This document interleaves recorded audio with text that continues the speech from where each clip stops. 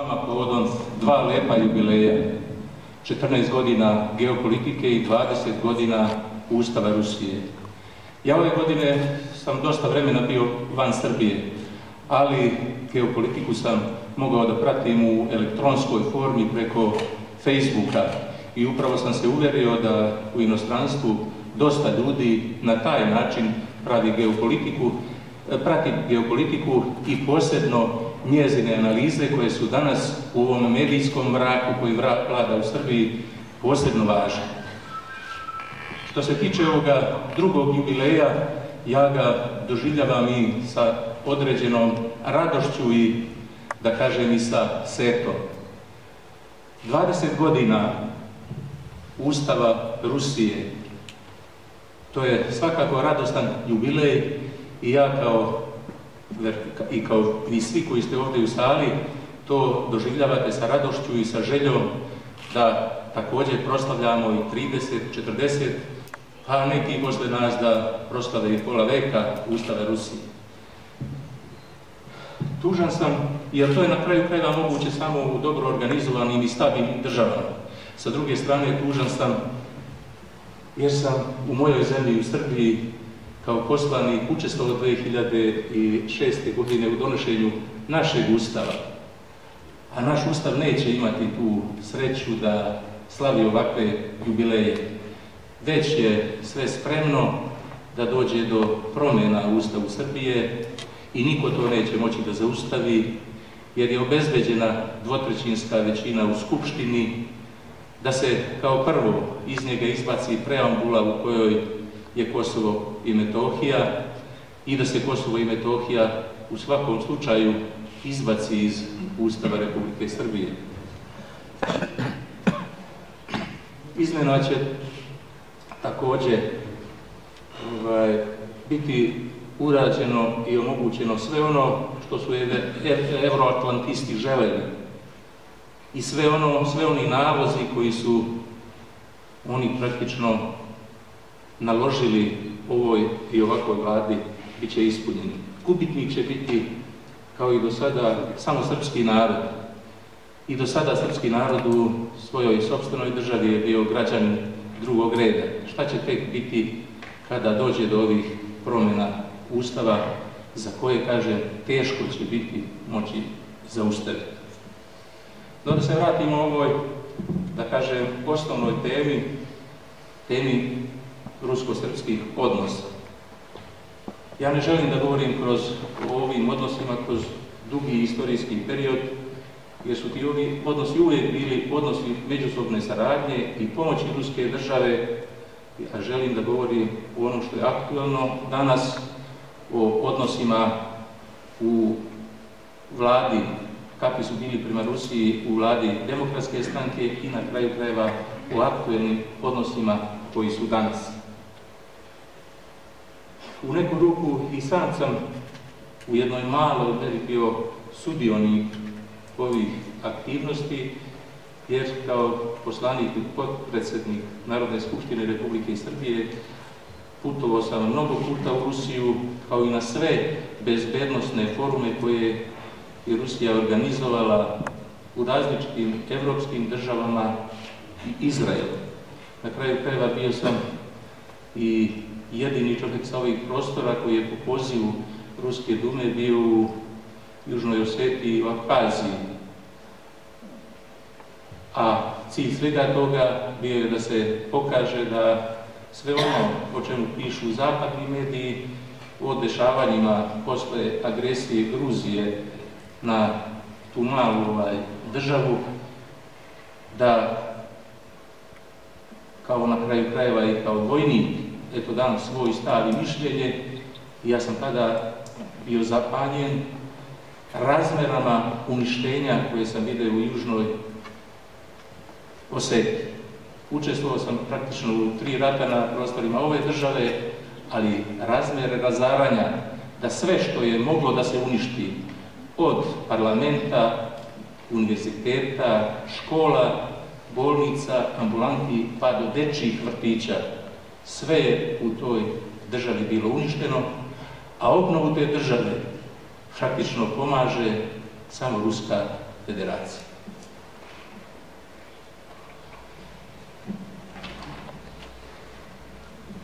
Odmah da kažem da promjenom vlasti u Beogradu 2012. godine nije došlo do kvalitetnog poboljšanja odnosa između Srbije i Rusije kako smo to svi mi očekivali. Čak moje mišljenje je da su u vreme Demokratske stranke i Borisa Tadića odnos prema Rusiji bio iskreniji i pošteniji.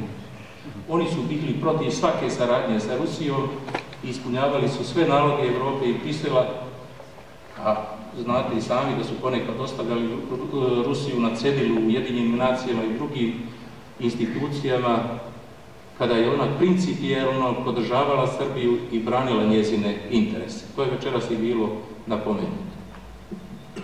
Iako se nisu usuđivali da otvoreno istupe protiv Rusije, nisu dozvoljavali da nijedna proruska inicijativa prođe u državnim organima.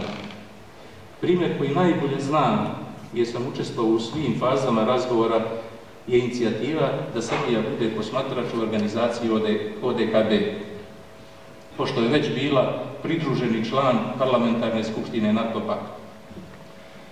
Kada biste pitali bilo kog čovjeka koga sretnete na ulici Srbije, pošto je biti posmatrač daleko niži nivo prisustva od toga biti pridruženi član, svaki bi vam rekao, pa dobro, u čemu je tu problem? A problem je bio da to nikada nije dozvoljeno. Bio sam i gost u okviru delegacije parlamenta Srbije, bilo nas je 5 u Sankt Petersburgu, kada je bila godišnja skupština organizacije ODKB. Sve je iz Beograda pokušano da se minira poziv na tu skupštinu. Odbor Skupštine za međunarodnu saradnju je doneo odluku da ispred Skupštine prisustvuje Nada Kolundžija. Pretposlednjeg dana, pod pritiskom Demokratske stranke Srbije, Srpske radikalne stranke, u to vreme mogu da kažem i Srpske napredne stranke, predsjednica Skupštine, koja je također bila pozvana da govori na otvaranju parlamentarne skupštine ODKB i da bude na čelu delegacije. Kada je rekla da ona ne može da ide, a mi smo rekli, dobro, ne možete vi da idete, ali može da ide delegacija. Jednostavno je rekla, ona to ne smije da uradi. Primorali smo je da se formira delegacija. Bili smo tamo. Kada smo došli u Moskvu na aerodrom, znate ono, čekaju vas i ispisano je ime svakog od nas. I piše ime Nade Kolundžije. U Rusiji je javljeno da je ona bolesna i da ne može da dođe. I da mi nismo došli, nas, da kažem, pedorica, jednostavno bila bi i ta opstrukcija izvršena. Često puta sam bio u situaciji da se crvenimo u Rusiji. A Rusi bi se obično nasmijali i rekli, nemojte da se sekirate, znamo mi kakva je situacija kod nas. Ja sam često puta razmišljao i o tome da li je moguće da Rusi imaju ovoliko strpljenja sa nama. Jedna mala, potpuno, da kažem, beznačajna država, iako je moja, iako je volim iznad svega, da toliko puta gura prst u oko jednoj velikoj, prijateljskoj, bratskoj sili koja u svakom momentu želi da joj pomogne. Od dolaska ove nove i evom stare garniture SNS, SPS, nije, rekao sam, već bilo nekog kvalitetnog pomaka u odnosu. Sada je odnos mnogo perfidniji i nepošteniji. Ova vlast sedi na dve stolice. Zakleli se u svoj evropski put, a navodno žele dobre odnose i sa Rusijom. Vi znate da je naš predsjednik često puta pominjao kući sa 4 vrata. To je nemoguće. Pa čak i kuća sa 2 vrata, ja, izvinite me, ali ja to samo mogu nazvati javnom kućom. morate se opredeliti. I zna se u srpskoj istoriji, i zbog toga valjda što sunce izlazi na istoku, vrata u srpskim kućama su uvijek bila okrenuta ka istoku, nikad ka zapadu.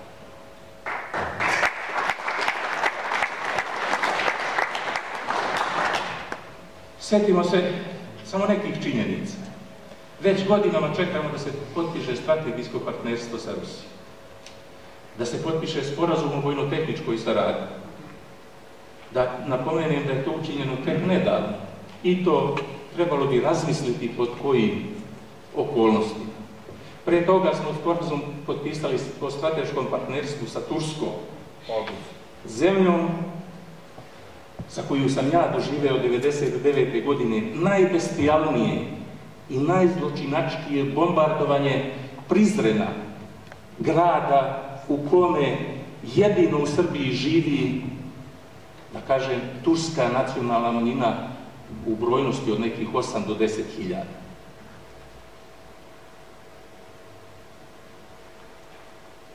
Ta Turska isto tako, vi znate, investira u Srbiju, ali samo u pojedine krajeve, a vidjeli ste i kakva je nedavna izjava bila gospodina Erdogana kada je posjetio Prizren i kada je rekao da je Kosovo turska. Ja kažem, Kosovo i Metohija su uvijek bili i uvijek će biti samo Srbija.